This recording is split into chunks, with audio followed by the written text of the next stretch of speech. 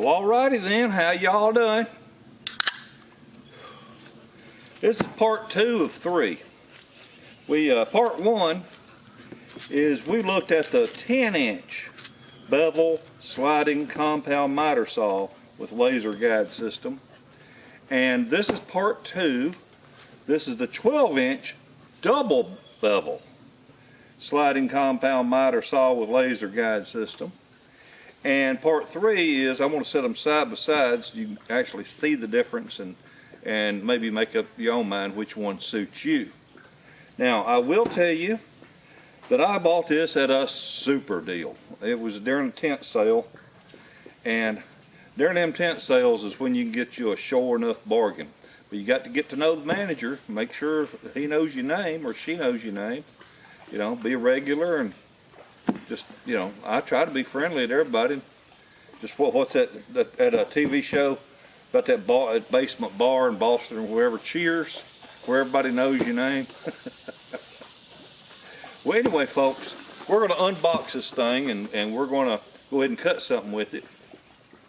This is item 61969. And, you know, the 10-inch I did on the other side of the garage where the sun was shining, and God, it's hot. And it's muggy hot this morning, too. And the sun is already beating down, so we're going to do this in the shade. Hope you can see it. All right, well, the first thing I got to say is just, folks, I want you to know that I appreciate each and every one of you that subscribe to my channel. I appreciate every single one of you. And I'm picking up, on average, about 12 to 13 new subscribers every day. I'm gaining 12 to 13 a day. And I'm losing 3 a day. Anyway, I net out about 360 a month to the good. And all I got to say is, I reckon somebody comes, they'll subscribe because they see something they like, and then they come across one of my videos where I'm cussing like a pissed off sailor. Well, I'm sorry. Well, no, I'm not. This is my channel. I ain't going to be politically correct. I'm going to tell you how I feel, but I'll guarantee you one thing. If old Pawpaw tells you a chicken dipped snuff, you can look under his wing for snuff box, because I'm going to tell you like it is. Don't expect me to pussyfoot around. We got enough pussies running our government. We don't need no more. So anyhow, got off my soapbox about that. But I'm just sorry that 100 of you a month decide to say, "Fuck you, Bob. We don't watch no more."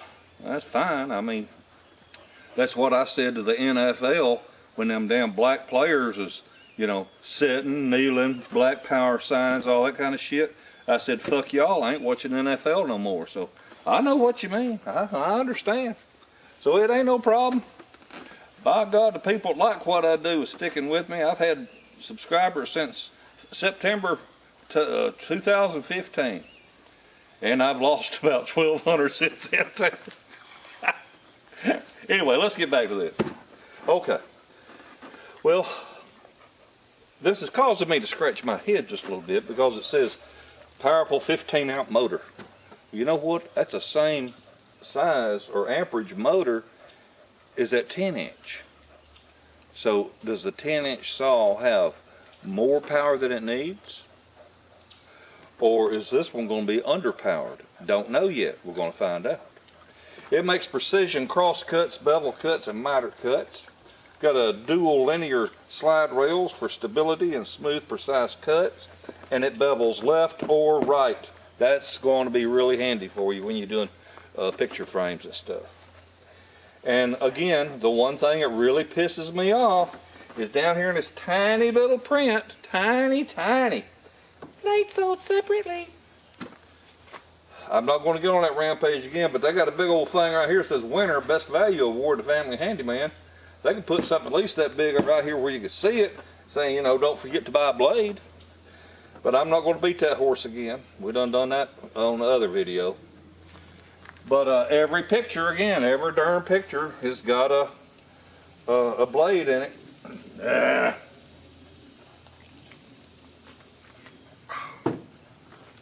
I still ain't. I'm on my last case of beer of those 10 cases I bought back in the summer. I've been cutting back on them because I'm trying to lose weight, and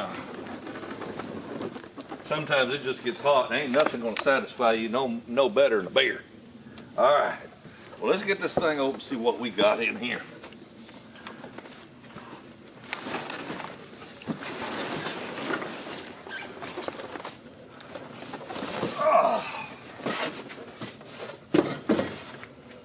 Okay, we got a hold down.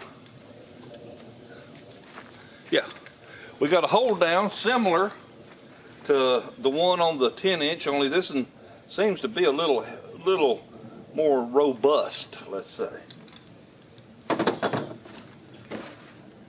We got a dust collector bag. This has got a little spring-loaded clip where the 10-inch just had a plastic collar that slid up on there. Don't know which one I'm gonna like the best yet. Here, we've got a couple of U-shaped things here with a couple of screws. I don't know what that's for. We'll find out. Here's a little Allen wrench with a Phillips screwdriver on the long end. And here's a little wrench, a little boxed in wrench, 2 different sizes. Looks to be maybe 10 millimeter and 13 millimeter.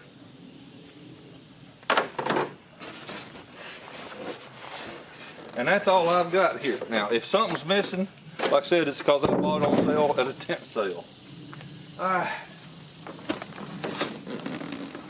Woo, boy, howdy. Let's see if I can get this thing out here.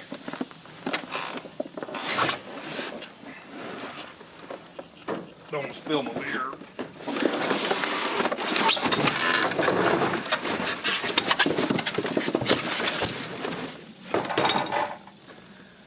Well, I'll tell y'all right now, this son of a bitch is a lot heavier than that 10-inch. Whew. Oh yeah, it's a lot more substantial.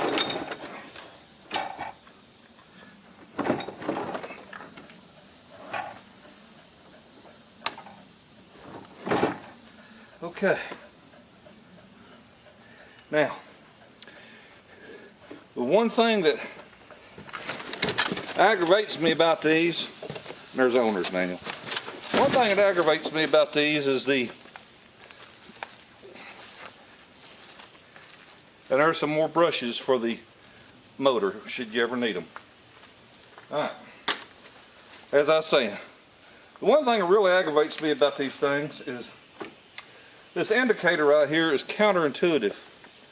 What I mean by that is most chop saws I've ever had, 0 was right here in front of me. You know, right in line with the blade. And the your index here for your angles has 0 right dead center. So this throws me a little off. It's going to be something I have to get used to. But if you've never owned a chop saw, you'll never know the difference. But when I'm trying to line this up for 0, I'm used to looking right down here dead center, but now I've got to look off to the side at my indicator. Let me make sure we can see good in here.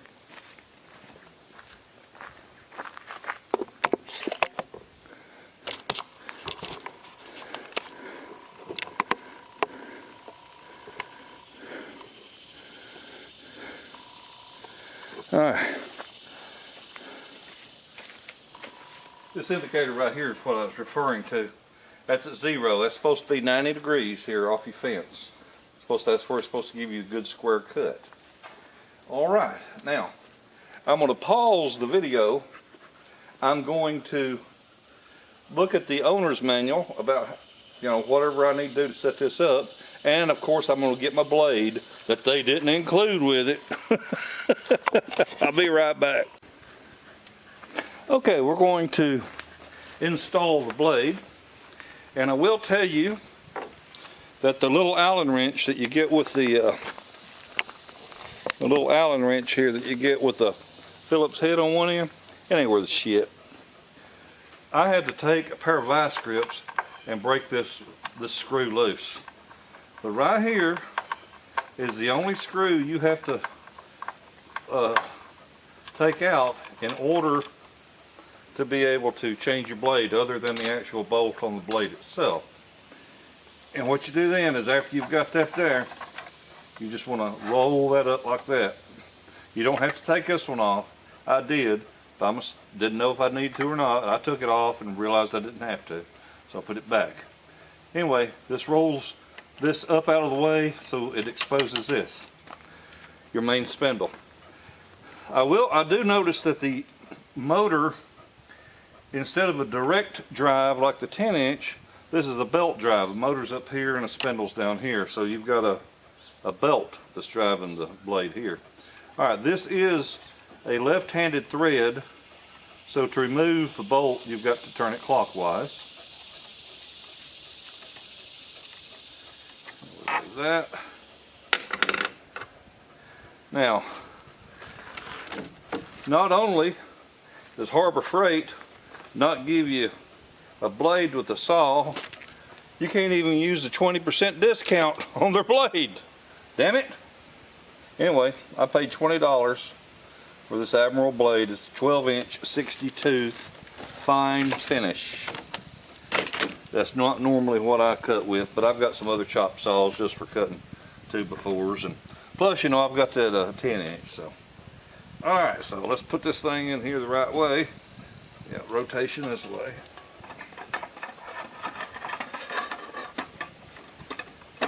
Slides right up there on that arbor.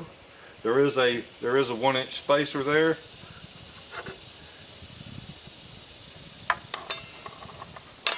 Goes there. And then remember, it's a left-handed thread, so you screw it counterclockwise to run it in. Now there's a spindle lock right behind here, right behind this bolt. There's a spindle lock to where we'll be able to use the wrench. Now, they included a wrench for you to tighten your blade. Tighten the remove. There it went. Spindle lock locked in there.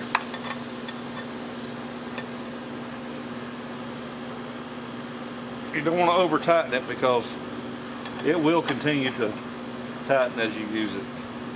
Speaking of over tightening it, I could not get that damn screw out. I had to use vice grips. So I'll pull this down, work this little black thing back down in place. There we are. And I may end up speeding up the video because this little sucker's a pain in the ass sometimes. Alright,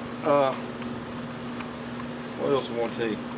Okay, basically the same features that the 10-inch has, the 12-inch has, as far as if I want to cut, say, let's say I'm making some shelves and I want to just cut a dado and a board where I can slip a board in and make like a rabbit joint. This has a stop on it, which will let you come down, and that's as far as the blade will go. You can adjust it here. And then whenever you run it back and forth, that's as deep as it'll cut. It won't cut all the way through. So that's a neat little feature. One of the things that was confusing me as I was thinking about using this saw was if this was a double bevel, I'm going, my goodness, that's an awful lot of space to have wide open, you know. But then I was pleasantly surprised to find out that we have adjustable fences here to slide back out of the way, to where, depending, you know, which angle, which way you're going, you're able to, you'll have clearance. So I thought that was very nice. And I'm pleased with the looks of this thing.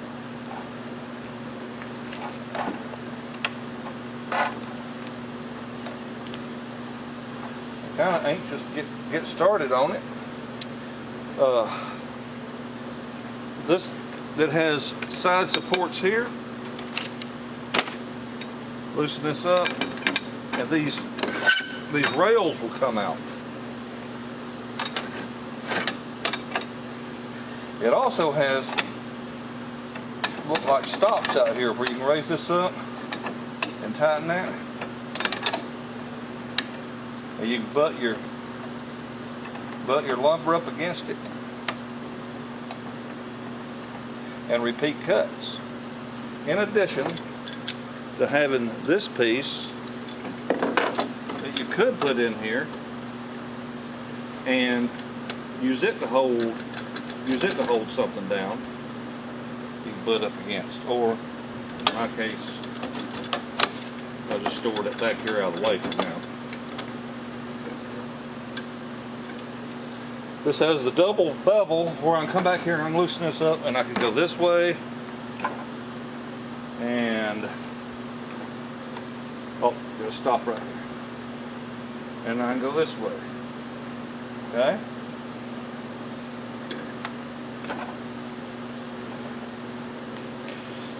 A miter cut is when we are cutting at an angle horizontal. A bevel cut is when we tilt this way. Now, the only thing that this saw will not do that a radial arm saw will is we can't turn this power head 90 degrees. In a radial arm saw, you could actually turn that blade to where it was pointing this way, and you could slide lumber through it like a table saw. So that's the only thing this doesn't do. But I gotta tell you, I'm impressed with it. If I could only buy one, I think this is the one I'd buy. But we're gonna have us a side-by-side demonstration here and compare the two saws to one another, talk about the different things that each can do. So folks, as far as a nice working saw, I like this. However, just like the other one, I do not like the fact that you can't balance this thing. You're going to have to attach this to a workbench. You're going to have to bolt this down to something. You're not just going to be able to throw it up on a sawhorse and a board like you would just a regular chop saw. Because that goes so far back, it's just too light. See there? Okay. Well, folks, there you have it. It's a good-looking saw. I'm pleased to own it, and I appreciate you watching my videos, and I hope you come back and watch another. I'm going to bring out a 10-inch out here. I'm going to set them side by side, so right after this, and tune into the video where I do a comparison of the two. Okay? Because there's not much else I can say about it here, except I've shown it all to you. I do not know, well, I didn't snap the dust bag on. I do not know what these little plastic things are for. They look like something to hold the power cord. Oh, looks like they go mount on the back of that thing back there, but again, I don't know what for, unless it's just to store the power cord. Alright, well, y'all have a wonderful day, and a better tomorrow. Bye.